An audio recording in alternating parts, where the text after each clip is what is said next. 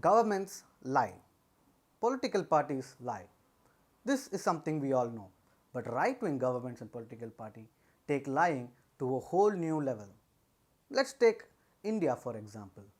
We all know how Amit Shah explained the chronology of how NRC and CAA will be applied nationwide. आप chronology समझ लीजिए, पहले CA भी आने जा रहा है, सीए भी आने के बाद एनआरसी आएगा और एनआरसी सिर्फ बंगाल के लिए नहीं आएगा, पूरे देश के लिए आएगा.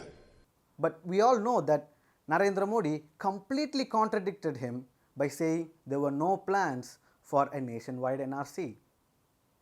We also saw blatant lying in the case of the coronavirus crisis of paying migrants their train tickets, or how there was a massive conspiracy to spread coronavirus through Muslims.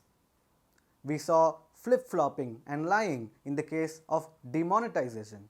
We see lying in the case of Donald Trump, Bolsonaro, Boris Johnson.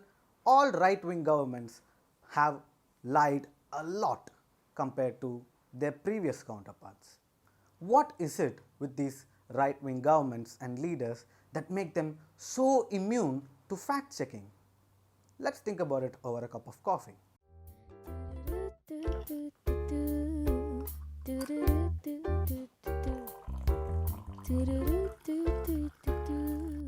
I got you on my mind, yeah. American think tank, the RAND Corporation, looked into this in the case of Russia. They saw that Vladimir Putin and his party lied blatantly about the annexation of Crimea and several other issues that was happening in Russia. They termed this the fire hosing of falsehoods. Fire hosing of falsehoods can be described with these four characteristics. It's high volume and multi-channeled. It is rapid, repetitive and continuous. It has no commitment for objective reality, and it has no commitment for consistency. The first 2 points make sense. If you want to lie, you will make sure the lie is in as many places as possible and for as long as possible. That is what makes a lie more credible. But making the lie not feel a little bit objectively real or inconsistent goes completely opposite to our common sense. How does this work? To understand the propaganda of fire hosing of falsehood, we need to understand political propaganda. And to understand political propaganda, we need to understand the political. Carl Schmitt was a German political philosopher and a big critic of liberalism. He was also a Nazi, but his ideas were key in understanding what the political was. According to Carl Schmitt, the political boils down to a single thing, and that thing is the distinction between the friend and the enemy. The enemy is not someone you would hate, but the enemy is someone who you might even like, who you might be even neighbors with. But what matters is when push comes to shove, you are willing to let them go. This friend-enemy distinction is what Carl Schmitt claimed to be the most important part of politics. And that is why he criticized liberalism.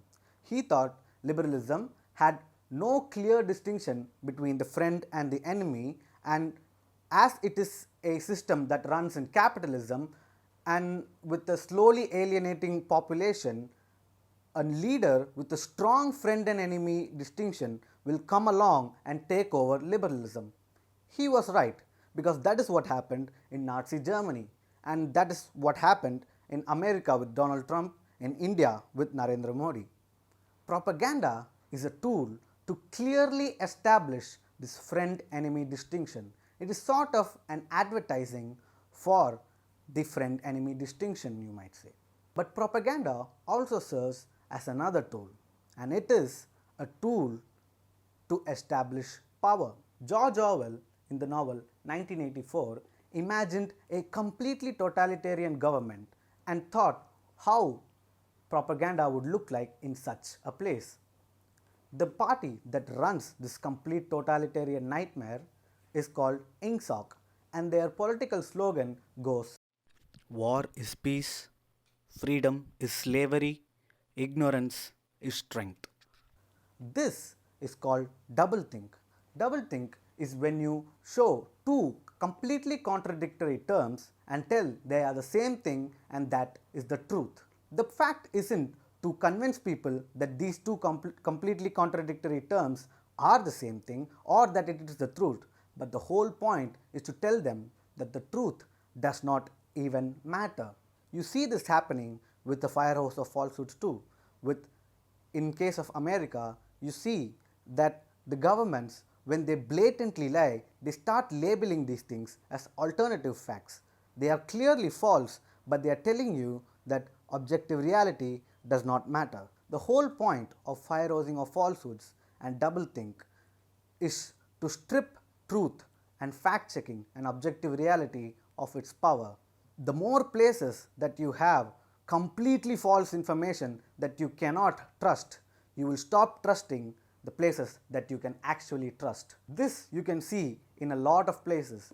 All these news media that look legitimate spread blatant lies and extremely divisive rhetoric. This is a part of fire hosing of falsehoods where people who look really credible do not share credible information, which makes the actually credible people also untrustworthy. The whole point of fire hosing of falsehoods is to strip credibility and truth of its power, and that is a really scary thing.